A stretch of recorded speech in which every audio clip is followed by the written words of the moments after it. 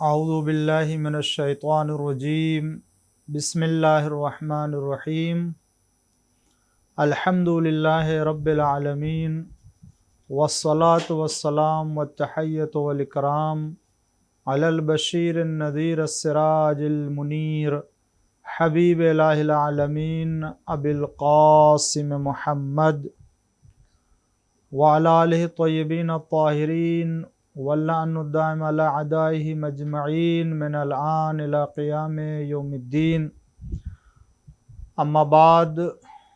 بسم اللہ الرحمن الرحیم اللہم کل ولیک الحجۃ ابن الحسن صلواتک علیہ وعلی آبائہ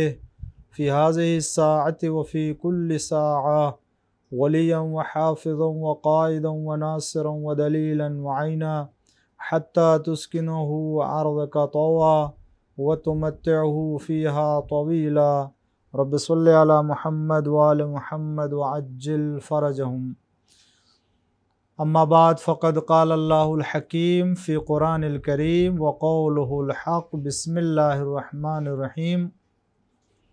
نحن خلقناکم فلولا تصدقون۔ ناظرین اکرام، السلام علیکم ورحمۃ اللہ وبرکاتہ۔ سورہ واقعہ کی تفسیر آپ کی خدمت میں پیش کرنے کی سعادت حاصل ہوئی ہے، اور آج اس کے چھٹے سلسلے کو آگے بڑھاتے ہوئے آیت نمبر 57 کے سلسلے میں کچھ وضاحت ہے، وہ میں عرض کروں گا، اور اس کے پہلے پھر میں آپ کی خدمت میں 2 جملے ماہ مبارک رمضان کی فضیلت اور اس کی عظمت کے سلسلے میں عرض کروں گا کہ ماہ رمضان بس گزر رہا ہے چند دنوں کے لیے، اور ہم اللہ کے مہمان ہیں۔ اللہ تعالی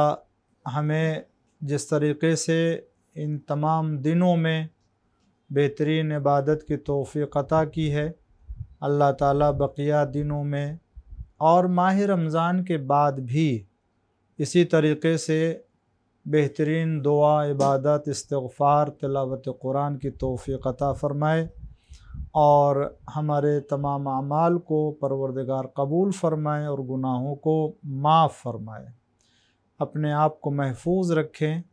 اور چند دنوں کی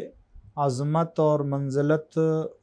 کو غنیمت جان کر کے اس سے فائدہ اٹھائیں اور نیکیاں کریں، اس لیے کہ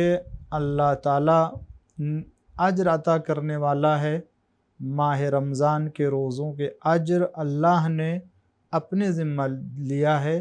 اگرچہ خدا ہی تمام نیک عمل کے اجر کو عطا فرماتا ہے اور ثواب دیتا ہے، مگر ماہ رمضان کے روزے کے لیے اللہ نے خاص طور سے جزا دینے اور انعام دینے کا اعلان کیا ہے، تو ہم محروم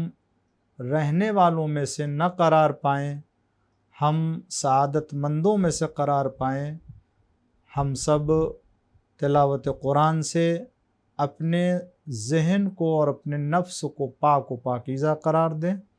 اور خدا سے توفیق مانگے جو باقی ایام ہیں ان میں اللہ ہمیں بہترین نفس کی تربیت کی توفیق عنایت کرے۔ آئیے قبل اس کے کہ میں شروع کروں، پھر آپ سے گزارش ہے یہ علی ٹی وی کی طرف سے کہ 1 بار سورہ حمد اور 3 بار سورہ توحید کی تلاوت فرما کر کے آپ تمام مراجع اکرام اور علماء اعظام جو مرحومین ہیں، دنیا سے گزر چکے ہیں، اور وہ تمام شہداء اور تمام مؤمنین صالح بندگان خدا جو مذہب حق کا دفاع کرتے ہوئے دنیا سے رخصت ہو گئے، اور تمام مومنین اور مومنات کی ارواح کو ہدیہ کر دیں۔ بسم اللہ الرحمن الرحیم الحمدللہ مالک یوم الدین ایاک نعبد و ایاک نستعین اهدنا الصراط المستقیم بسم اللہ الرحمن الرحیم بسم اللہ الرحمن الرحیم قل هو الله احد الله الصمد لم يلد ولم يولد بسم اللہ الرحمن الرحیم قل هو الله احد الله الصمد اللهم صل على محمد اللهم صل على اللهم صل اللهم صل علی محمد وآل محمد وعجل فرجہم۔ ناظرین اکرام، سورہ واقعہ کی 57ویں آیت ہے، نحن خلقناکم فلولا تصدقون۔ اگر یاد ہو ہمارے کل کے گفتگو کے سلسلے میں تو میں نے عرض کیا تھا کہ اصحاب شمال کے سلسلے میں پروردگار عالم نے جو عذاب اور جو ان کے لیے سزائیں جہنم میں اور آخرت میں قرار دیا ہے وہ ذہن میں آپ کے محفوظ ہے، اور خدا پھر زقوم کے درخت سے کھانے کے لیے ان کو پیش کرے گا اور اسی سے وہ پیٹ بھریں گے، اور وہ اس طرح سے پئیں گے جس طرح سے کوئی پیاسا اونٹ پیتا ہے کہ شدت پیاس کی حالت میں کس طریقے سے وہ مضطرب اور پریشان ہوتا ہے، اور پھر اس پر یہ کہ ھذا نزلہم یوم الدین، اس سے یہ کہا جائے گا کہ یہ جزا کے دن یہ ان کی ضیافت ہوگی، یہ ان کی پذیرائی۔ یہ ایک طریقے سے میں نے عرض کیا تھا خدا کی طرف سے ان ظالموں کے لیے اور ان آخرت کے انکار کرنے والوں کے لیے ایک طرح سے استہزاء اور ایک طرح سے رسوائی اور ذلت کا ان کے لیے اعلان ہوگا۔ یہ ذہن میں آپ کے، اور میں نے عرض کیا کہ یہ سب اس لیے کہ انہوں نے آخرت کا انکار کیا تھا اور دوبارہ اٹھائے جانے کے سلسلے میں وہ ایمان نہیں لائے، جس کی بنا پر دنیا میں راحت طلب بن کر کے اور سکون کی زندگی گزارنے کے لیے کہ کسی طرح کے ہم کو دین کی پابندی اختیار نہ کرنا پڑے، انہوں نے قیامت کا انکار کیا، دوبارہ اٹھائے جانے کا انکار کیا۔ یہ سب باتیں ایسے لوگوں کے لیے۔ پھر اس کے بعد اللہ فرماتا ہے نحن خلقناکم، ہم ہی نے تو تمہیں پیدا کیا ہے، فلولا تصدقون، پھر تم تصدیق کیوں نہیں کرتے ہو؟ اللہ فرماتا ہے کہ ہم ہی نے تمہیں پیدا کیا ہے، تو جب ہم نے پیدا کیا تو تم تصدیق کیوں نہیں کرتے ہو؟ یہاں کس چیز کی تصدیق کی بات کر رہا ہے اللہ تعالیٰ؟ یہاں تصدیق اس بات کی کر رہا، جب ہم نے تمہیں پہلی مرتبہ پیدا کیا تو کیا ہم تمہیں آخرت میں قیامت میں دوبارہ نہیں پیدا کر سکتے ہیں؟ کیا ہم تمہیں دوبارہ نہیں اٹھا سکتے ہیں؟ کیا ہم تمہیں دوبارہ نہیں زندہ کر سکتے ہیں؟ جب ہم پہلی بار خلق کرنے والے ہیں تو دوسری مرتبہ کے خلق کا انکار کیوں کرتے ہو؟ لہٰذا جب ہم پیدا کرنے والے ہیں تمہیں، اور تم جانتے ہو کہ ہم انہیں پیدا کیا ہے، تو پھر دوبارہ پیدا کیے جانے کی تصدیق کیوں نہیں کرتے؟ یہ تصدیق اس معنی میں ہے۔ تو یہ منطق کسی طرح سے کوئی بھی دنیا کا انسان قبول کرنے کو تیار نہیں ہوگا کہ خلق کا ماننا تو ہے مگر پھر دوبارہ پیدا کیے جانے کو نہ مانے۔ یہ کسی بھی عنوان سے درست نہیں ہو سکتا۔ جو پہلی بار قدرت رکھتا ہے، جو پہلی مرتبہ انسان کو بنانے کے اوپر قادر ہے، تو کیا وہ اللہ عاجز ہو گیا دوبارہ اس کو بنانے سے؟ کیا وہ اللہ دوبارہ اس کو اٹھانے سے زندہ شکل میں عاجز ہو جائے؟ جب کہ اللہ تعالیٰ کی قدرت، پروردگار عالم کی جو وہ قوت، اس کی جو اپنی قدرت ہے وہ ذاتی قدرت ہے، تو جب ذاتی قدرت ہے تو اس کی قدرت کو نہ کوئی محدود بنا سکتا ہے اور نہ ہی اسے کوئی عاجز بنا سکتا ہے۔ سورہ نساء کی آیت نمبر 119 میں انسان کے پیدا کیے جانے کے سلسلے میں تفصیل سے گفتگو ہوئی ہے۔ اگر کوئی انسانی تخلیق اور انسانی خلقت کے سلسلے میں دیکھنا چاہتا ہے اور معلومات حاصل کرنا چاہتا ہے تو میں اس سلسلے میں اسے سورہ نساء کی 119 نمبر کی آیت کی طرف رجوع کرنے کے لیے عرض کروں گا، تاکہ اگر وہ چاہتا ہے کہ مزید اس سلسلے معلومات حاصل کرے تو وہاں اسے مطالب مل جائیں گے کہ اللہ تعالیٰ نے جو ہے وہ انسان کو یعنی مرد اور عورت دونوں کو دو ناقص سیلز کو جوڑ کر کس طرح سے کامل سیل کی شکل میں تشکیل دیا اور اس کو بنایا ہے۔ پھر اس سیل سے جو نہایت حقیر، ناتواں، کمزور ہے، کس طرح سے اس سے ایک انسان بناتا ہے، جو اس کائنات میں اللہ کا ایک عظیم و بہت بڑا معجزہ ہے۔ یہ آج سائنس کی دنیا نے ثابت کیا ہے، اور علم جدید سے انسانی خلقت کے مرحلوں کو اگر آپ مطالعے میں لائیں تو انسانی خلقت کا معجزہ پروردگار عالم کے ذریعے اس کائنات میں روز انجام پاتا ہے۔ آپ جانتے ہیں کہ انسان کے بدن میں کروڑوں کی شکل میں جو سیل ہوتے ہیں وہ آتے ہیں، جاتے ہیں، نابود ہوتے ہیں، نئے سرے سے پھر سے بنتے ہیں، اور انہی کو اللہ تعالیٰ کس طریقے سے جوڑ کے ایک انسان بناتا ہے۔ یہ ایک الگ تحقیق اور ریسرچ اور ایک بحث ہے۔ اس سلسلے میں نے عرض کیا کہ اگر تفصیلی گفتگو دیکھنا چاہتے ہیں تو سورہ نساء کی طرف رجوع کریں۔ اللہ فرماتا ہے سورہ زخرف میں وَلَئِن سَأَلْتَهُمْ مَنْ خَلَقَهُمْ لَيَقُولُنَّ اللَّهُ، اگر ان سے پوچھا جائے، یعنی سألتہم، اگر آپ ان سے پوچھیں اے پیغمبر کہ من خلقہم، کہ ان کو کس نے پیدا کیا، لَيَقُولُنَّ اللَّهُ، تو کہیں گے ضرور کہ اللہ نے پیدا کیا۔ فَأَنَّا تُؤْفَكُونَ،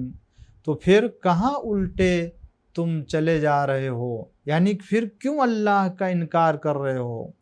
کیوں دوبارہ زندہ کیے جانے کو انکار کر رہے ہو؟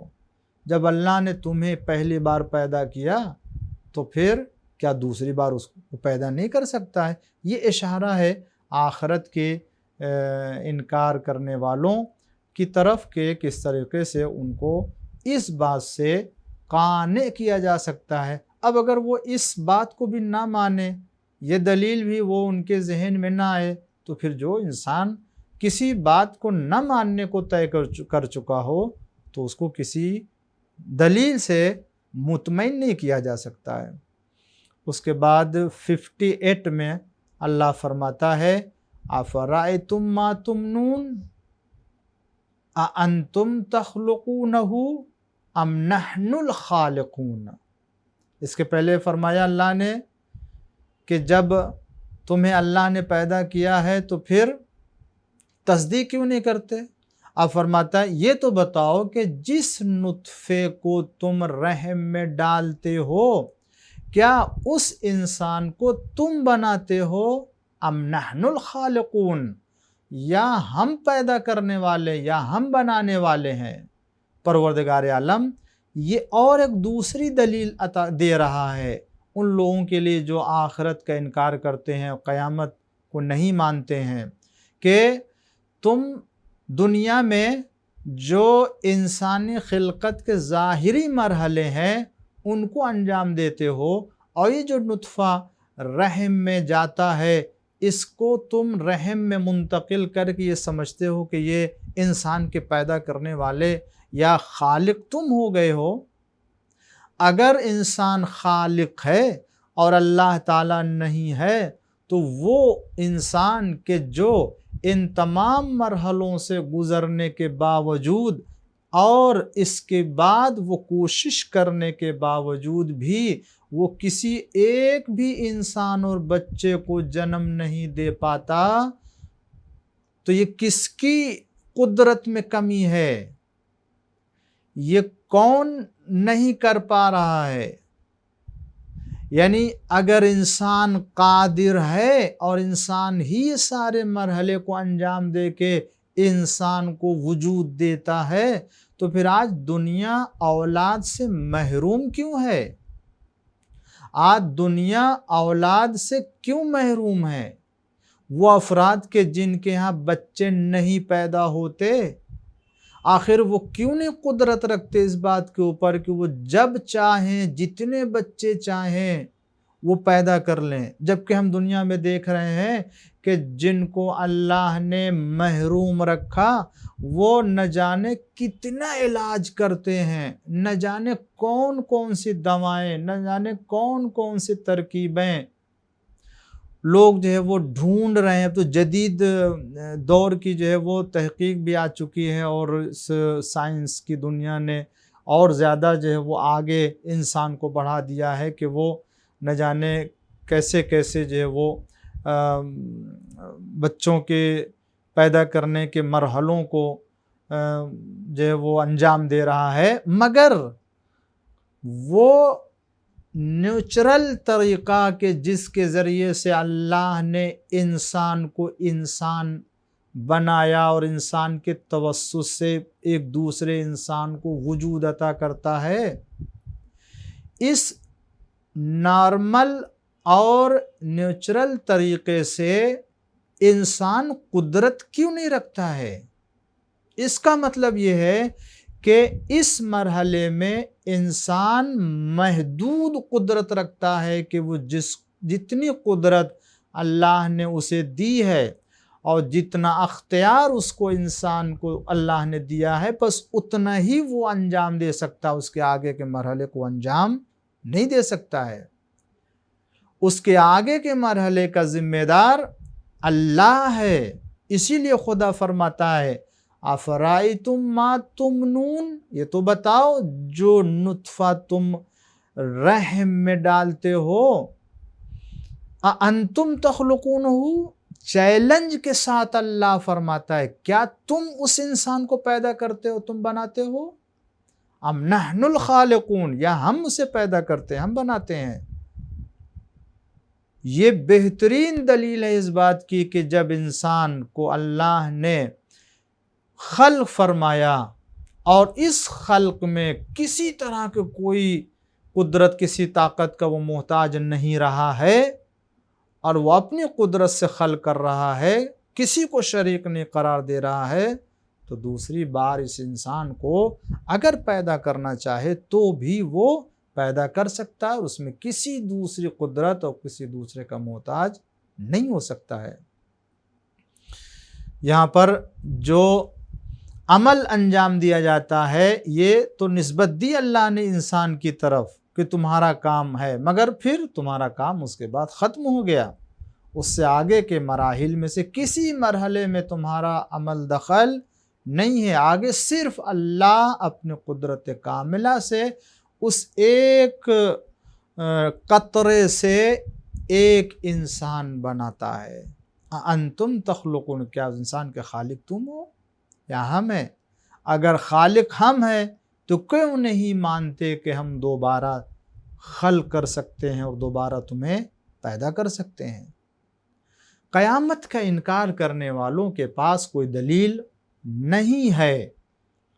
یا جو لوگ دوبارہ اٹھائے جانے کا انکار کرتے ہیں ان کے پاس اپنی کوئی دلیل نہیں۔ اسی لیے شاید آج دنیا میں کوئی ایسا نہیں ہے جو دوبارہ زندہ کیے جانے کو نہ مانتا ہو، ہر ایک مانتا ہے، مگر چونکہ مسلک، مذہب، دین الگ ہے اور ان کا عقیدہ اپنے اعتبار سے، اصول جو ان کے مذاہب کے ہیں اس کے اعتبار سے انہوں نے اپنا عقیدہ بنا لیا ہے اور اس کو نام دوسرا دے دیا، ورنہ قیامت اور آخرت میں جزا و سزا کا انعام، دوبارہ پیدا کیے جانے کے بارے میں کوئی انکار نہیں کر سکتا ہے۔ آپ دیکھ لیجئے دنیا میں، خود ہندوستان میں جو مذاہب پائے جاتے ہیں برادران وطن کے ہاں، وہ آواگمن کا عقیدہ، تناسخ کا عقیدہ، تو یہ تناسخ کا عقیدہ کیا ہے؟ آواگمن کا عقیدہ کیا ہے؟ آپ نہ مانیے قیامت کے نام سے، اسے نہ مانیے آخرت میں اٹھائے جانے کے عنوان سے، اسے نہ مانیے جزا و انعام کے عنوان سے، لیکن یہ تصور کہ اس دنیا میں جو انسان برا کام انجام دیتا ہے اسے ایک برائی کی شکل میں، اور جو اچھا کام انجام دیتا ہے اسے ایک اچھے شکل میں پھر سے جنم دیا جائے گا، پھر سے اس دنیا میں اس کو بھیجا جائے گا۔ تو یہ جو پھر سے دنیا میں بھیجا جائے گا، آیا پھر سے اسے بھیجنا، اسے پھر سے دوبارہ شکل عطا کرنا، چاہے وہ جس شکل میں ہو، اسے دوبارہ زندہ کرنا، دوبارہ حیات دے کر کے دنیا میں بھیجنا، آیا یہ خود اعادہ معدوم ہے یا نہیں ہے؟ یہ خود دوبارہ زندگی کا دینا ہے یا نہیں ہے؟ یہ دوبارہ اللہ کا پیدا کرنا ہے یا نہیں ہے؟ البتہ اسلام تناسخ کا قائل نہیں ہے، آواگمن کا قائل نہیں ہے، میں اسے نہیں مانتا ہوں، اور اسلام اس کو جو ہے وہ قبول نہیں کرتا ہے کہ یہ سلسلہ یوں ہی جاری رہے گا اور پھر انسان آئے گا اور پھر دوسرا اور تیسرا جنم لے گا اور پھر یہ نہیں، اللہ نے پیدا کیا اس دنیا میں، جو اعمال ہیں، جو تمہارے کرتوت ہیں وہ کیا، اس کے بعد جب دنیا سے چلے گئے اللہ قیامت میں تم کو آخری فیصلے کے لیے اٹھائے گا، وہاں سب کو جمع کرے گا اور ہر ایک کا حساب و کتاب ہو کے جنت و جہنم میں فیصلہ کیا جائے گا اس کے لیے، کہ وہاں سزا اور انعام، اچھے کام کے انعام اور برے کام کی سزا ملے گی۔ یہ نہیں کہ اس کو کسی دوسرے جانور میں پیدا کر کے پھر جو ہے وہ اس کی سزا مان لی جائے گی، اور کسی اچھے انسان کی شکل میں پیدا کر کے اس کو جو ہے وہ انعام مان لیا جائے گا، اور پھر وہ کیا کرتا ہے، پھر دوبارہ اس طرح سے انصاف نہیں ہوگا۔ اور پروردگار عالم نے جو سسٹم رکھا ہے ہدایت کا، وہ ایک دوسرا ہی نظام۔ تو اسلام جو کہتا ہے وہ دوبارہ انسان کے اٹھائے جانے کے بارے میں قیامت کے دن، اور اس کے اعمال کی سزا اور جزا عذاب کی شکل میں اور جنت کی نعمتوں کی شکل میں اس کو انعام کے طور سے قرار دے گا۔ تو اللہ تعالیٰ فرماتا ہے کہ جب ہم پیدا کرنے والے ہیں اور ہم اس مرحلے کو آگے بڑھانے والے ہیں، تو دوبارہ پیدا کیے جانے کا انکار کیا معنی رکھتا ہے؟ اللہ نے یہ اس کے بعد آیت نمبر 60 اور 61 میں ارشاد فرماتا ہے، نحن قدرنا بینکم الموت وما نحن بمسبوقین، اور ہم ہی نے موت کو تمہارے لیے معین اور مقدر کیا ہے، وما نحن بمسبوقین، اور ہم عاجز بھی نہیں ہیں۔ کس بات سے عاجز نہیں؟ علی ان نبدل امثالکم، کہ تمہاری شکلوں کو تبدیل کر کے، نبدل امثالکم وننشئکم فی ما لا تعلمون، تمہاری شکلوں کو بدل کے تمہیں ایسی شکل میں پیدا کریں جنہیں تم نہیں پہچانتے ہو، جنہیں تم نہیں جانتے ہو۔ یہ قرآن میں اللہ سورہ واقعہ میں فرماتا ہے، گویا اور محکم دلیل عطا کر دے رہا ہے انسان کو آخرت کے اوپر یقین رکھنے اور دوبارہ زندہ کیے جانے کے سلسلے میں، کہ ہم نے موت کو مقدر کیا تمہارے لیے، اور ہم اس بات سے عاجز نہیں ہیں کہ ہم یہ جو تمہاری شکل ہے اس شکل کو بدل کے دوسری شکل دے دے جسے تم جانتے نہیں، پہچانتے نہیں ہو۔ یعنی اللہ اس بات پر بھی قدرت رکھتا ہے کہ تم کو ایک ایسی شکل میں اٹھائے جس کو تم نہ جانتے ہو، نہ پہچانتے ہو، اور وہ اللہ قادر ہے، اس لیے کہ وہ جب ایک ایسی شکل دے سکتا ہے جو پہلے نہیں تھی، شکل ہی نہیں تھی انسان کے پاس، کوئی صورت ہی نہیں تھی، کوئی انسان کی اپنی جو ہے وہ شکل صورت نہیں تھی، اللہ نے وہ ایک خاص شکل میں دنیا میں بھیجا۔ تو جب اللہ ایک خاص شکل میں، ایک خاص صورت میں جو پہلے سے نہیں پائی جا رہی تھی، اس میں انسان کو دنیا میں بھیج سکتا ہے، تو اللہ اگر اس کیمرے میں قید کیا جاتا ہے اور اس کی اس شناخت کو اسی کے لیے رکھا جاتا ہے کہ وہ دوسرے سے ملتی جلتی نہیں، یا جو انسان کے ہاتھوں میں جو انگوٹھے میں یا انگلیوں میں جو خاص طور سے انگوٹھے میں جو اللہ نے نشانیاں رکھی ہیں، اس کی لائننگ جو پائی جاتی ہے اس کے اندر، ہر ایک کے الگ الگ ہے. کسی بھی ایک انسان کی انگوٹھے کی نشانی دوسرے سے نہیں ملتی. یہ بھی ایک جو ہے وہ انٹرنیشنل پہچان کے عنوان سے، شناخت کے عنوان سے رکھا گیا ہے اور اس کو آگے انسان بڑھاتا ہے. یہ کیا ہے؟ یہ خداوند عالم کی عظیم قدرت کی نشانی ہے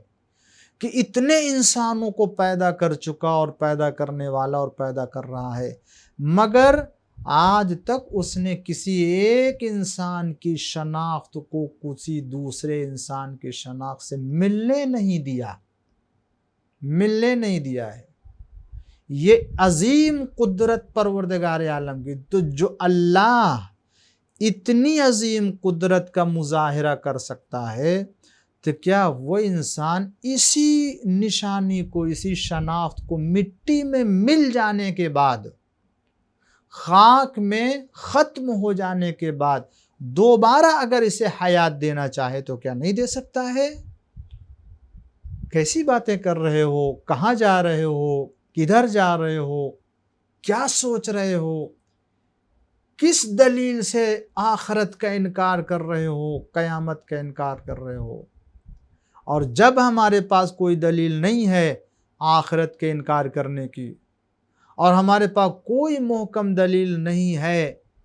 انکار حیات اخروی کی، تو پھر آخرت پر ایمان رکھ کے کہ ایک دن اٹھائے جائیں گے، ہمیں صحیح عمل کرنا چاہیے اور گناہوں کی طرف متوجہ نہ ہو، برائیاں نہ کریں، ظلم نہ کریں، اس لیے کہ ہم کو پھر جب یقین ہے کہ اٹھائے جائیں گے، قیامت یقیناً اٹھائے جائیں گے، تو ہم کو ایک ایک عمل کا حساب کتاب دینا ہوگا، ہم کو ایک ایک عمل کا اللہ کے سامنے جواب دینا ہوگا. تو پروردگار عالم فرماتا ہے کہ ہم عاجز نہیں ہیں کہ ہم تمہاری شکل کو بدل کے کسی دوسری شکل میں لے کر کے آئیں جسے تم نہ جانتے ہو، نہ پہچانتے ہو. ہم قدرت رکھتے ہیں. وہاں یعنی اسی طرح ہم عاجز نہیں ہیں کہ تمہیں اس شکل کے علاوہ دوسری شکل عطا کر دے جو اللہ وَنُنشِئَکُم میں فرماتا ہے. یعنی وہاں رحم مادر کی جگہ خاک کے شکم میں انسان کی شکل سے، یہاں کیا ہوتا ہے؟ یا اللہ تعالیٰ جو شکل بناتا ہے کہاں بناتا ہے؟ شکم مادر میں بناتا ہے، رحم مادر میں یہ صورت عطا کرتا ہے. اللہ دینے والا، شکل و صورت اللہ دینے والا ہے سب. لیکن خداوند عالم اس دنیا میں اس مٹی سے، گویا جس قبر میں یا جس خاک میں وہ رکھا گیا ہے، اسی خاک کو اللہ تعالیٰ شکم بنا کر کے وہاں سے اس انسان کو شکل دے کے اٹھائے گا. فرق اتنا ہے کہ جب دنیا میں آ رہا تھا تو شکل و صورت عطا کیے جانے کے شکم مادر کو قرار دیا. اب جب آخرت میں انسان کو بلایا جائے گا اور آخرت میں انسان کو دوبارہ زندہ کیا جائے گا یا دوبارہ پیدا کیا جائے گا، تو وہاں اس انسان کو شکل و صورت دیے جانے کی جگہ خود یہ خاک اور یہ مٹی ہوگی کہ جس کو اللہ شکم قرار دے گا، اور وہاں سے یہ انسان اٹھ رہا ہوگا. دونوں کا نظام الگ الگ. یہ 60 اور 61ویں آیت تھی، اور اب اس کے بعد 62 آیت میں اللہ فرماتا ہے وَلَقَدْ عَلِمْتُمْ نَشْأَةَ الْأُولَى فَلَوْلَا تَذَكَّرُونَ. اور بے شک وَلَقَدْ اور بتحقیق کے پہلی پیدائش کو تم جان چکے ہو. علمتم تم جان چکے ہو، نشأۃ الاولی پہلی خلقت کو، پہلی پیدائش کو. فلولا تذکرون تو پھر عبرت کیوں نہیں حاصل کرتے ہو؟ پھر اللہ تعالیٰ متوجہ کر رہا ہے، پھر خداوند عالم تمہیں آخرت کی طرف لے کے جا رہا ہے کہ تم نے جب اپنی پہلی پیدائش، پہلی خلقت کو جان لیا کہ سوائے اللہ کے کوئی تم کو پیدا کرنے والا نہیں، ماں باپ صرف مقدمات فراہم کرتے ہیں، آگے کے تمام مرحلوں کو اللہ تعالیٰ شکل عطا کرتا ہے، حیات دیتا ہے، روح ڈالتا ہے، انسان بناتا ہے، حیات دیتا ہے، اور اس حیات کے بقا کا ذمہ دار بھی انسان کا اللہ ہے، خدا بندیال۔ تو جب تم نے اسے جان لیا، پہچان لیا، تو پھر عبرت کیوں نہیں حاصل کرتے؟ عبرت حاصل کیوں نہیں کرتے کو مطلب کیا؟ یعنی پھر جب تم عالم جنین میں، عالم طفولیت میں منتقل ہو رہے تھے، ہر عالم میں ہم نے تم کو زندگی عطا کی، سب کچھ تم جانتے ہو کہ اس مرحلے میں قرار دینے والا اللہ تعالیٰ ہے، تو پھر اس دنیا میں پیدا کیے جانے اور اٹھائے جانے کے بارے میں تم ایمان کیوں نہیں لاتے ہو؟ اور اسی طرح تم آنے والے عالم کے بارے میں کچھ نہیں جانتے ہو، جس طرح سے یہاں تم نہیں جانتے ہو کہ جب ایک انسان ان تمام مرحلوں سے گزر کے دنیا میں آ رہا تھا تو اس کو کیا معلوم تھا کہ میری غذا کہاں ہے، میری تربیت کرنے والا کون ہوگا، میں کہاں پیدا ہوں گا، میرے ماں باپ کون ہوں گے؟ یہ سب معلوم تھا اس کو؟ کچھ نہیں پتا تھا، بعد میں اس کو معلوم ہوا۔ اسی طرح سے اس دنیا میں انسان کو جب لایا جائے گا تو بھی اس کے بارے میں انسان کو اس وقت پتہ نہیں ہوگا۔ فلولا تذکر، تم عبرت حاصل کیوں نہیں کرتے ہو؟ اسی لیے یہاں پر ایک حدیث ہے جو حدیث پیغمبر اکرم حضرت محمد مصطفیٰ صلی اللہ علیہ وآلہ وسلم، جس میں پیغمبر فرماتے ہیں کہ عجبت للمکذب بالنشأة الأخرى وهو يرى نشأة الأولى، میں تعجب کرتا ہوں ان لوگوں سے کہ جو آخرت کی نشأت یعنی آخرت کی زندگی اور آخرت کی حیات کا انکار کرتے ہیں، جبکہ یرا نشأۃ الاولی، پہلی خلقت اور پہلی پیدائش کو وہ دیکھ رہا ہے، اس کے باوجود وہ آخرت کی زندگی کا انکار کر رہا ہے۔ پیغمبر فرماتے ہیں ایسے لوگوں کے اوپر مجھے تعجب آتا ہے۔ وَعَجِبْتُ، تو اس کے بعد پیغمبر فرماتے ہیں وَعَجِبْتُ لِلْمُصَدِّقِ بِدَارِ الْخُلُودِ كَيْفَ لَا يَسْعَى لِدَارِ الْخُلُودِ، اور پھر فرماتے ہیں مجھے تعجب ہے آخرت کی تصدیق کرنے والے پر کہ وہ یہ مانتا ہے کہ قیامت میں ہم کو جانا اٹھنا ہے، جمع ہونا ہے، اور دائمی زندگی جو ہے وہ آخرت کی زندگی ہے۔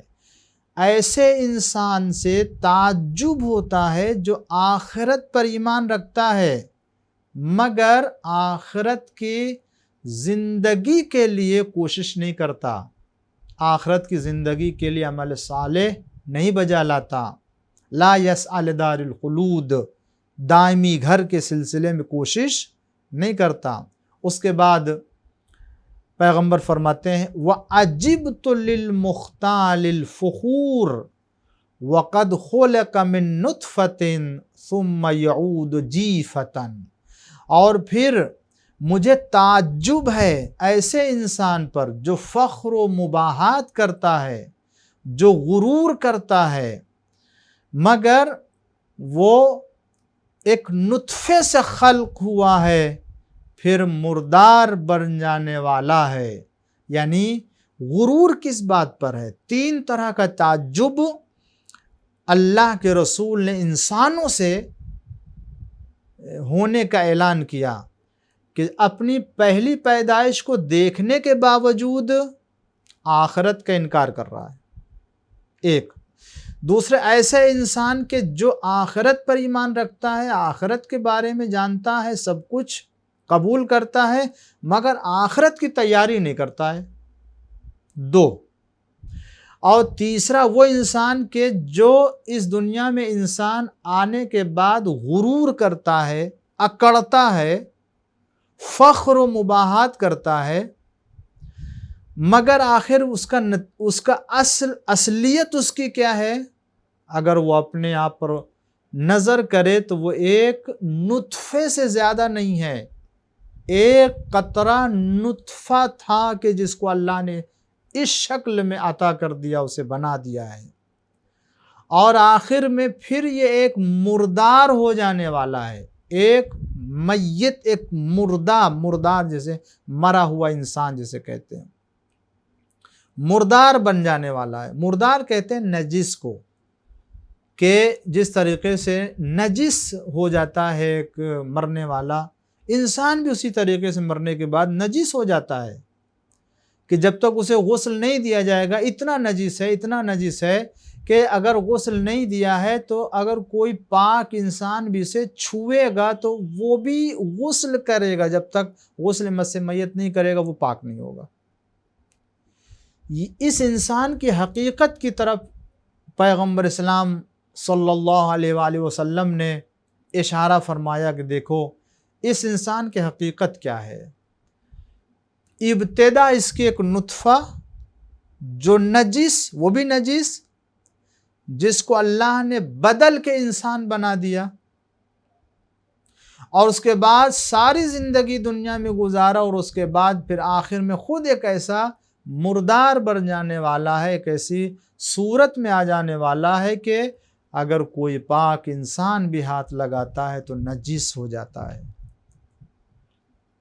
ابتدا بھی نجس، انتہا بھی نجس، درمیان میں انسان کو رکھا۔ اب یہ انسان کی سعادت ہے، یہ انسان کی اپنی خوبی ہے کہ اگر وہ چاہے تو درمیان کی زندگی سے، عمل صالح سے، درمیانی زندگی کے پاکیزگی سے اپنے اس نجس نطفے کو اتنا پاک و پاکیزہ بنا لے، اتنا پاک بنا لے کہ پھر وہ دنیا سے جانے کے بعد بھی طیب و طاہر کہا جائے، اور اس سے اپنی آخرت میں بلند ترین منزل پیدا کر لے، حاصل کر لے۔ تو پیغمبر اسلام صلی اللہ علیہ وآلہ وسلم نے اس انسان کے سلسلے میں بھی آخرت کا انکار کرنے والے کے اعتبار سے اس کا جو ہے وہ توجہ دلاتے ہوئے اسے ایمان لانے کی طرف متوجہ کیا کہ دیکھو جب تم پہلی اپنی پیدائش کو جانتے ہو کہ اللہ پیدا کرنے والا ہے تو آخرت کا انکار کرنے کی کوئی معقول وجہ نہیں ہے، اور جب آخرت پر ایمان ہے تو سستی دکھانے کی بھی کوئی وجہ نہیں ہو سکتی۔ عزیزان گرامی، یہاں بس یہ 62 آیتیں ہوئی ہیں سورہ واقعہ کی، اور یہیں پر میں اپنی بحث کو روکتا ہوں، اور کل کی بحث انشاءاللہ اس کے آگے چلے گی، اور جو بھی 2-3 نشست باقی ہے اس میں میں سورہ واقعہ کی تمام آیتوں کو مکمل کرنا چاہوں گا تاکہ یہ سورہ واقعہ پورا مکمل ہو جائے اور پھر ناقص نہ رہ جائے۔ اس عنوان سے یہاں پر اس کے تفسیر کو میں یوں نہیں قرار دوں گا، اور آخر میں پھر آپ سے گزارش ہے کہ بس آمادہ ہو جائیں سوال کے سلسلے میں، اور میں یقین رکھتا ہوں کہ آپ بالکل آمادہ ہو گئے ہوں گے، اور صحیح جواب دینے کے لیے بھی میں آپ سب کے لیے دعا کرتا ہوں انشاءاللہ کامیابی عطا فرمائے، اور والسابقون السابقون میں سے قرار دے۔ سوال آج کا یہ ہے کہ اللہ نے قرآن میں فرمایا کہ ہم نے تمہیں پیدا کیا ہے، پھر تم تصدیق کیوں نہیں کرتے ہو؟ اللہ تعالیٰ کس تصدیق کے بارے میں سوال کر رہا ہے؟ یہاں تصدیق کرنا کس چیز کے بارے میں ہے؟ سوال یہی ہے اصل میں۔ خدا فرماتا ہے کیا ہم نے تمہیں پیدا نہیں کیا تو پھر تصدیق کیوں نہیں کرتے؟ سوال یہ ہے کہ کس چیز کی تصدیق کرنے کی بات اللہ تعالیٰ یہاں کہہ رہا ہے، وہ مجھے بتا دیجئے تاکہ آپ کا جواب صحیح ہو۔ انشاءاللہ ہم سب کو پروردگار عالم امام زمانہ عجل اللہ تعالیٰ فرجہ الشریف کے چاہنے والوں میں قرار فرمائے، اور ماہ رمضان میں عذاب جہنم سے آزاد ہونے والوں میں قرار فرمائے۔ وصلی اللہ علی محمد وآلہ الطاہرین۔